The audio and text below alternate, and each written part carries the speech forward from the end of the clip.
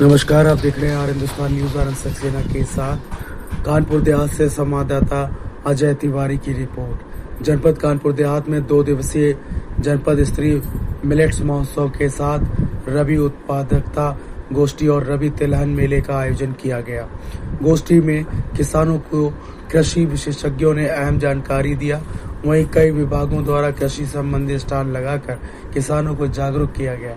दरअसल जनपद कानपुर देहात के माथी स्थित इको पार्क में कृषि विभाग द्वारा श्री अन्न के उत्पादन के प्रति किसानों को प्रेरित कर जागरूक करने के लिए 2 दिवसीय जनपद स्तरीय मिलेट्स महोत्सव के साथ साथ रबी उत्पादकता गोष्ठी और रबी तिलहन मेले का आज शुभारंभ हो गया है।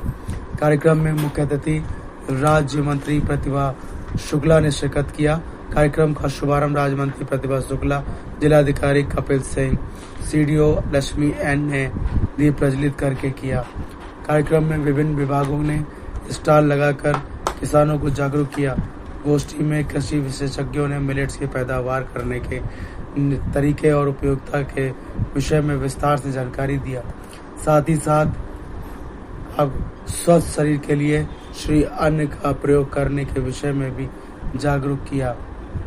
उप कृषि निदेशक हरिशंकर भार्गव और जिला कृषि अधिकारी डॉक्टर उमेश गुप्ता ने सरकार द्वारा चलाई जा रही कृषि संबंधी विभिन्न योजनाओं के और उर्वरक के उपयोग के विषय में जानकारी दिया। साथ ही किसानों से श्री अन्न की पैदावार करने की अपील किया। और इस दौरान कार्यक्रम को संबोधित करते हुए राज्य मंत्री प्रतिभा शुक्ला ने जनपद स्तरीय मिलेट्स महोत्सव को मनाए जाने के विषय में जानकारी दिया और पीएम मोदी द्वारा मोटे अनाज की पैदावार को बढ़ावा दिए जाने की अपील किया। श्री अन्न की ओर किसानों को रुचि लेने की अपील करते दिखाई दी। उन्होंने किसानों की आपको बता दें कि उन्होंने किसानों को सरकार द्वारा उर्वरक बीज का समय पर उपलब्ध कराए जाने के साथ साथ हर संभव सहायता किसानों को दिए जाने का वायदा किया है। इस दौरान बउआ पांडे, हरिओम द्विवेदी, अजय गुप्ता, अशोक विश्वकर्मा, चंद्रशेखर आदि लोग उपस्थित रहे। फिलहाल आप सुरक्षित रहिए, जुड़े रहिए हिंदुस्तान से। नमस्कार।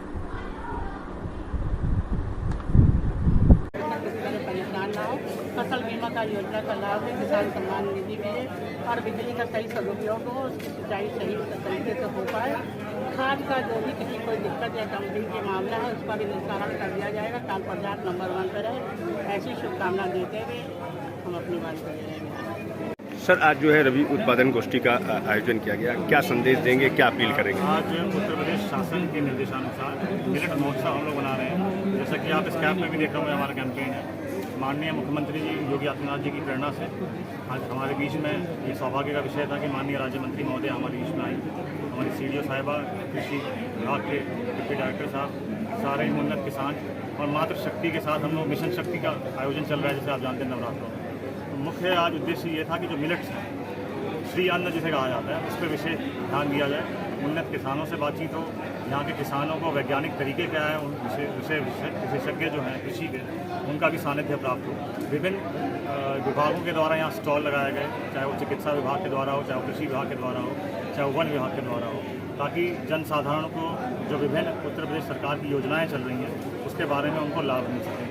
माननीय राज्य मंत्री महोदया भी आज यहाँ आई हुई क्योंकि वो बाल विकास पुरस्कार और महिला कल्याण भी देखती हैं, तो उनके साथ बहुत सारी महिलाएं आज आ गई और आप पीछे बैनर देख रहे होंगे मिशन शक्ति का।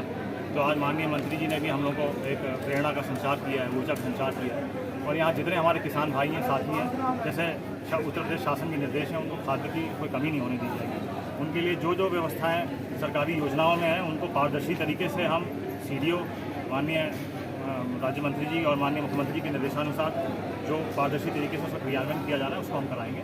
और नवरात्रों का त्यौहार चल रहा है, आपके माध्यम से सभी को जो है मैं उसकी शुभकामनाएं भी देता हूँ। मिशन शक्ति जो है माननीय मुख्यमंत्री आदरणीय योगी आदित्यनाथ जी की प्रेरणा से चल रहा है, तो यहाँ की महिलाएं, यहाँ की बालिकाएं सुरक्षित महसूस करें, इसके लिए पूरा जिला प्रशासन प्रतिबद्ध है। और जो जो योजनाएं हमारी महिलाओं के लिए, बालिकाओं के लिए चल रही हैं, उसमें उनको पारदर्शी तरीके से, समयबद्ध तरीके से उनको उसका लाभ मिल जाए, इसके लिए हम लोग प्रतिबद्ध हैं।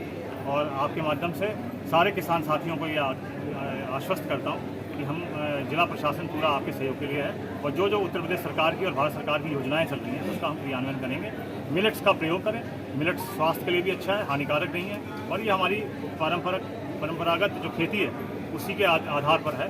ये देश की उपज है, हमारे किसानों तक पहुँचे, हमारे जो नागरिक हैं उसका उपयोग करें, मिलेट्स को आगे बढ़ाएं, यही आज का संदेश है। सर, आज जो है गोष्ठी का आयोजन हुआ है, मेले का आयोजन किया गया है, क्या संदेश दिया गया है और किसानों से क्या अपील कर रहे हैं? नमस्कार भैया, आज हम लोग जो है मिलेट्स महोत्सव मना रहे हैं। मिलेट्स का मतलब हम लोग श्री अन्न, और श्री अन्न में हमारा ज्वार, बाजरा, सावा, कोदो और मड़ुआ आता है।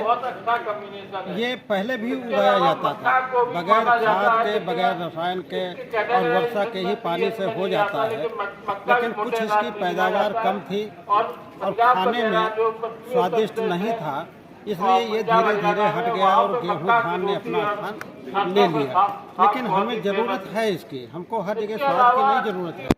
हमको अपने शरीर में जो हमको कैल्शियम, मैग्नीशियम, आयरन और विभिन्न जो है हमको विटामिन चाहिए, तो वो हमको जो है वो धान गेहूँ में उतना नहीं मिलता जितना इनसे मिलता है।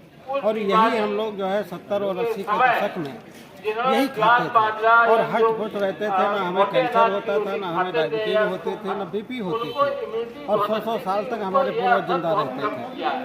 तो आज मेरा फिर वही प्रयास है। माननीय प्रधानमंत्री ने मिलेट्स ईयर 2023 घोषित किया था, जब कोरोना 2020-21 में एक भयावह बीमारी के रूप में आया, तो उस समय इम्यूनिटी की जरूरत पड़ी और जो इम्यूनिटी से भरपूर था वही बचा, जो कमजोर था वो दिवंगत हो गया।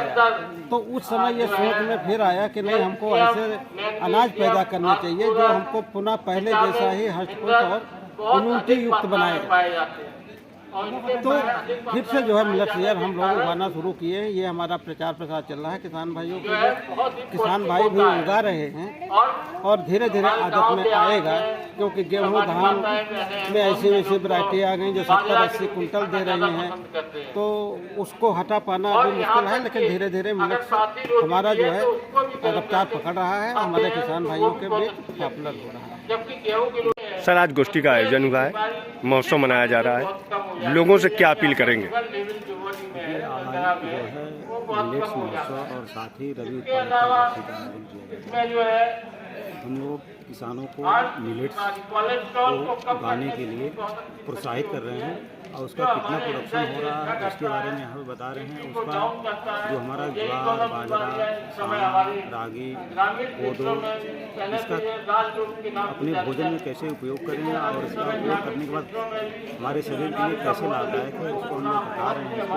साथ में खरीद के बाद अब अक्टूबर आने वाला है और रबी की तैयारियाँ जोड़ों का है, तो उसके लिए भी हम लोग रबी गोष्ठी के लिए किसान भाइयों को बीज की उपलब्धता, खाद की उपलब्धता के बारे में बता रहे हैं और किस प्रकार से किसान भाइयों को खाद उपलब्ध हो उसके लिए भी उनको बता रहे हैं। और बिना आधार और के जिनके नाम है उनको उपलब्ध करा रहे हैं, इसके बारे में प्रचार प्रसार कर रहे हैं, बता भी रहे हैं।